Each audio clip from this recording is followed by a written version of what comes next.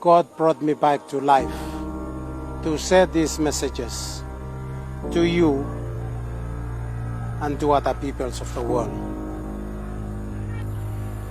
It was on Sunday morning when I was lying down to read my Bible.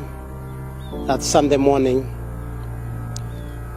it happens that I had that sickness struck me, and it was very strong, and I couldn't read my Bible anymore, so I put it aside. My wife came along and she found that I was sick, and she told our son to ring the bus. When we went to the hospital, the nurses put the gas over me, and then I had to breathe about 5 times. And after that, the nurse told us to go back home. Until we were at home until about 2 o'clock in the afternoon.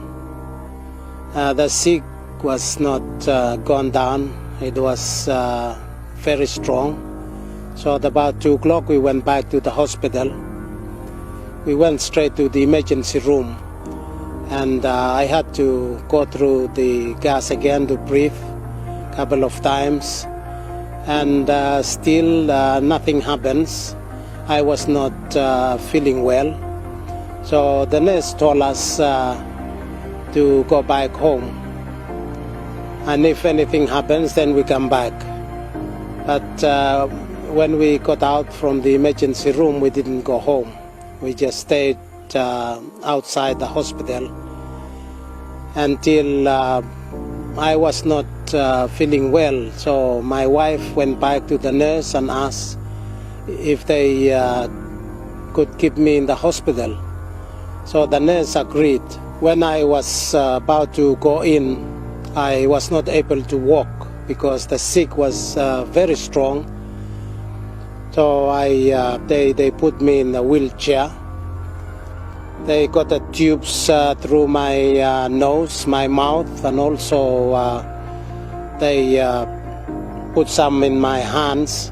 At this time, it was nearly around about 11 o'clock, and I was not feeling well. So I got off my bed and I stood on the floor, holding a table which was by my bed to help me breathing.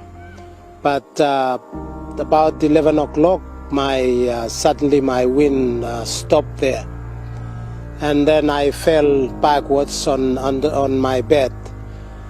And as soon as I fell on my bed, I opened my eyes, and then I found myself. I found an angel by my side, and the angel took me. And as we walk along, the angel told me what the Bible says about heaven and hell are true. And then we walk on. We walk to the gate where that leads to a big house where there are lots of lights, and as I look over the house, it was divided into rooms, and inside the rooms there were lights, and inside the rooms there were people, and the voice came and said, "Those who are in the rooms are those who are washed by the blood of the Lamb." And they were worshiping and praising God as we enter. And I noticed quite a few whom I work with in the church, and they have died, and I noticed them, and they were in their rooms praising God and dancing. And we were there joining them, praising God. And then after we left heaven, we went to visit hell. So we went and stood at the edge of this very big hole, and as I looked down the hole, there was a very big fire, and inside this hole, the fire was like sulfur. It was turning, and I could hear the people crying and wailing right inside the hell, inside the big fire boiling, and these people were crying, and I could notice quite a few who I know them, and they were inside the fire, and from there I could recognize my father, who died in 1964, and he was not safe. He was not preparing his life, and he died in 1964, and he was right in there in the fire with quite a few that I know of, and they were crying, lifting their hands up, asking for help. And they when they saw me and the angel standing and looking at them, they were crying and lifting their hands up. Pastor, come and help us. Pastor, come and help us. Pastor, come and help us. They did this 3 times, and after that they went right into the fire, and the fire was boiling, and they were crying, and I can say that they will never come out from that place. And the angel told me, your room is there, but you couldn't stay. You are not supposed to be here.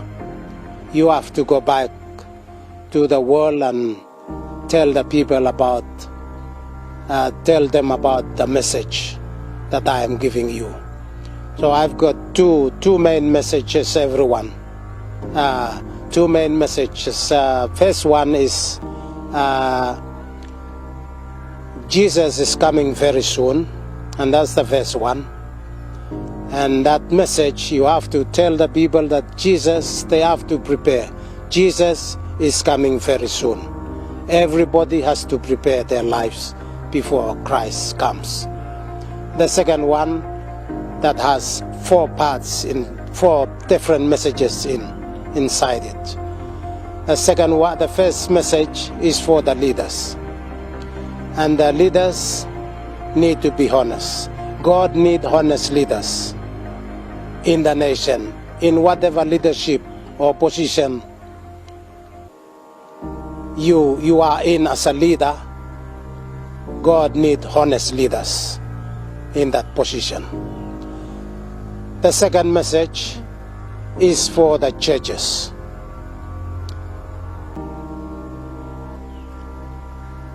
The message for the churches is that they have to preach the gospel before Jesus comes.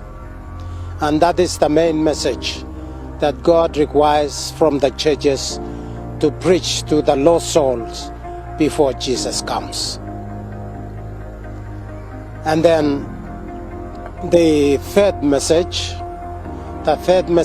is for the families, the father, the mother, and the children. The children need to be safe within their home, within their family. The father and the mother has a big responsibility to do in the home. Their children need to be safe under their responsibility as the father and the mother. And the last message is for the individual.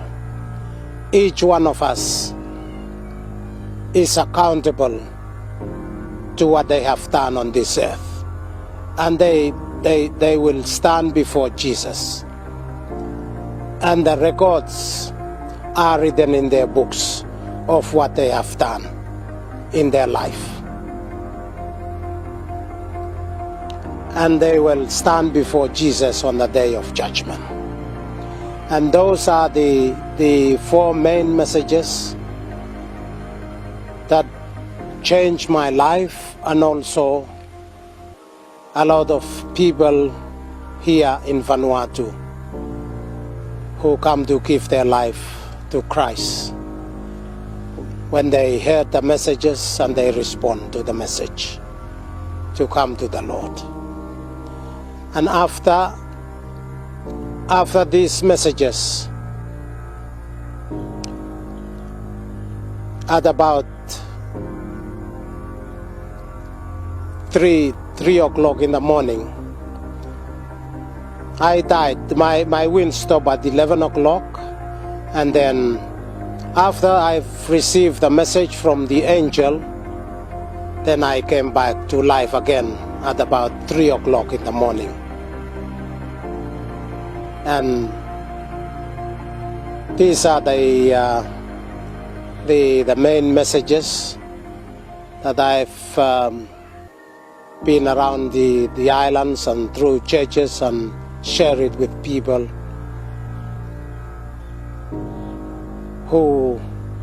who need the Lord to help them in their life. And I want to share it with the people here in this country, in Vanuatu, and also to other people from other parts of the world. So this is the message, and I pray that God will continue to bless those who are listening, and those of you who are listening to the message, and God will bless you as you listen to these messages.